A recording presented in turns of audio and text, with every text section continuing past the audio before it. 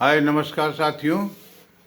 आज राजेश कुमार के तरफ से जो मैं आप लोगों को नमस्कार।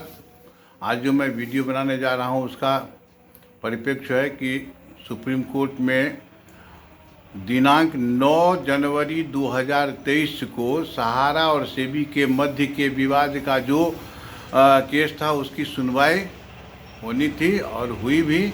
इसे एक ऐतिहासिक फैसला कहा जा सकता है, किंतु इससे बहुत अधिक दूसरे पक्ष में देखा जाए तो बहुत अधिक न्याय नहीं मिल पा रही है। आगे जो है सो हम इस बात का वर्णन करने जा रहे हैं, केवल वीडियो पर आए हुए प्रचार को स्किप ना करेंगे, यह तो पूरा देख लेंगे।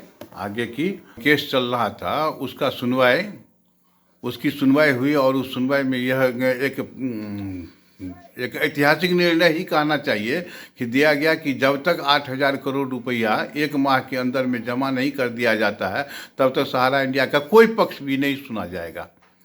एक तरफ से कहा जाए तो यह बड़ा अच्छा है, किंतु दूसरी तरफ से यह दुखद समाचार है कि इससे समस्या का कोई समाधान नहीं हो पाया। खैर, अभी क्रेडिट कोऑपरेटिव सोसाइटी लिमिटेड की तो सुनवाई ही नहीं शुरू हुई है, इसलिए उस पर तो कुछ विचार करना बेमानी है। इसलिए इस पर तो हम कुछ कह नहीं रहे हैं। वो जिस दिन सुनवाई होगी उसके बाद ही कुछ कहना अच्छा रहेगा।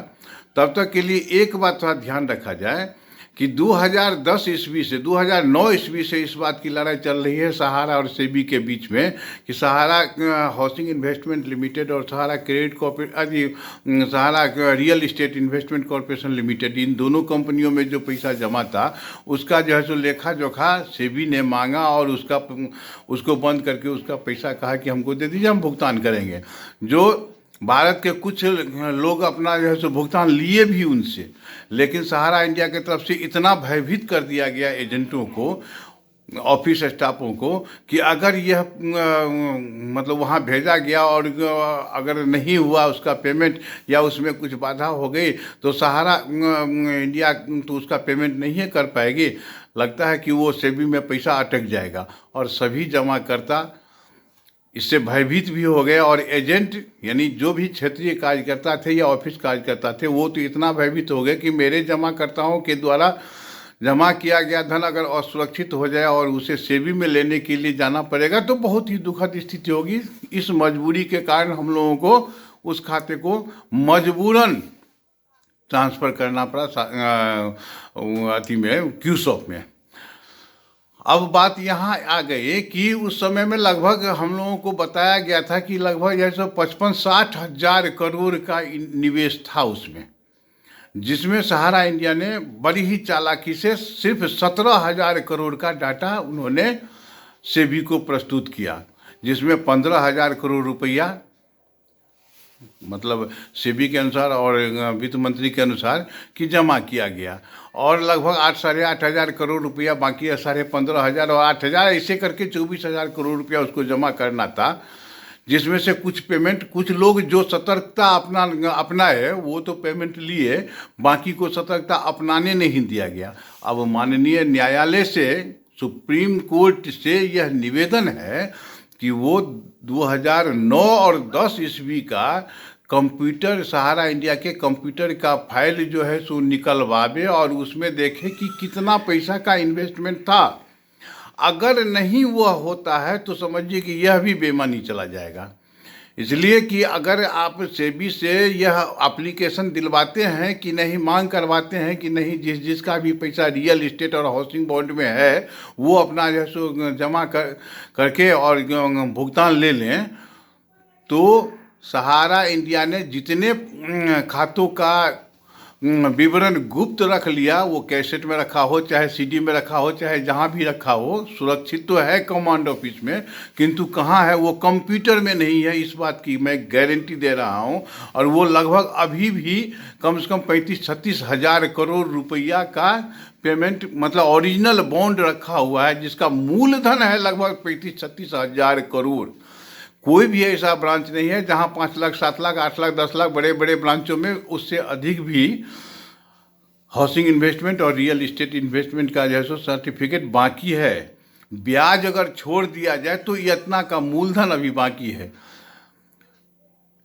सहारा इंडिया के ऑफिस में जाने पर उस अकाउंट का मास्टर नोट फंड बताता है। ऐसा मैंने पहले वाले भी वीडियो में बता दिया है, फिर भी आज मैं इसको इसलिए बता रहा हूँ ताकि ये लोग सभी समझ जाएं कि बहुत बड़ा फ्रॉड अभी भी है। जब तक इसकी जांच ठीक से नहीं हो पाती है, असंभव है कि पूरे भारत के जमाकर्ता को न्याय मिल पाएगा।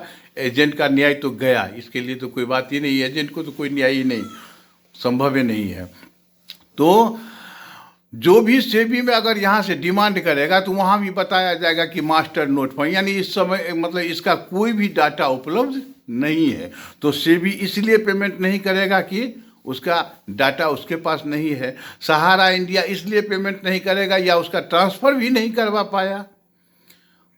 उसके बाद तो मास्टर नोट फंड बताते बताते ऐसा कर दिया कि 1-2% का हुआ, बाकी परसेंट जो ऐसे ही रखा हुआ है।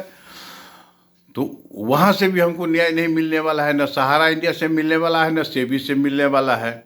और सुप्रीम कोर्ट चाहे जो भी करे, लेकिन हम लोगों को न्याय दिलवाने में अभी तक अक्षम है। सुप्रीम कोर्ट की 13 वर्षों की अवस्था में सहारा इंडिया रियल इस्टेट और सहारा इंडिया हाउसिंग दोनों जगहों से मुझे तो कोई न्याय मिलने की आशा है नहीं। और अब जो है सो दोनों साहब, बड़े बड़े साहब, सभी साहब कह रहे हैं कि हम नहीं थे इसमें, हम नहीं थे इसमें। तो भैया थे कौन? वित्त मंत्री जी थे, प्रधानमंत्री जी थे, सुप्रीम कोर्ट के चीफ जस्टिस जी थे कि हाई कोर्ट के चीफ जस्टिस, कौन थे? किनके कहने पर हम लोगों ने व्यवसाय किया? इस बात पर तो ध्यान रखना ही पड़ेगा माननीय न्यायालय को। और हम न्यायालय से यही निवेदन करना चाहते हैं कि इस बात की गूढ़ छानबीन की जाए कि लगभग 55-60 हज़ार करोड़ रुपये का भुगतान क्या यह 24,000 करोड़ से हो जाएगा? अगर नहीं होगा तो पुनर्विचार करने के लिए मैं माननीय सुप्रीम कोर्ट, हाई कोर्ट इत्यादि सबों से निवेदन करता हूं कि ये छानबीन करने की आवश्यकता है। अन्यथा भारत के सर्वसाधारण नागरिक को न्याय नहीं मिल पाएगी। न्याय मिलेगी तो उच्च घराने वाले को, जिसके पास पैसा है, पैसा के बदौलत वकील को खरीद करके अपना जैसो तर्क वितर्क कुतर्क दे करके हम लोगों का पैसा बेईमानी करवा के, हम नहीं हैं इसमें तो हम नहीं हैं, हमारा परिवार नहीं है, हमारा परिवार नहीं है। तो भैया किसका परिवार था जिसने हमको बिजनेस करने के लिए उकसाया, जिसने धमकी दिया कि नहीं करोगे तो संस्था से निकाल दिया जाएगा? धन्यवाद सर जी। अगर इस बात की पूरी छानबीन नहीं हुई तो न्याय अपूर्ण रह जाएगी, न्याय अपूर्ण रह जाएगी, न्याय पूर्ण नहीं हो पाएगी। बहुत बहुत धन्यवाद। जय हिंद, जय भारत, वंदे मातरम।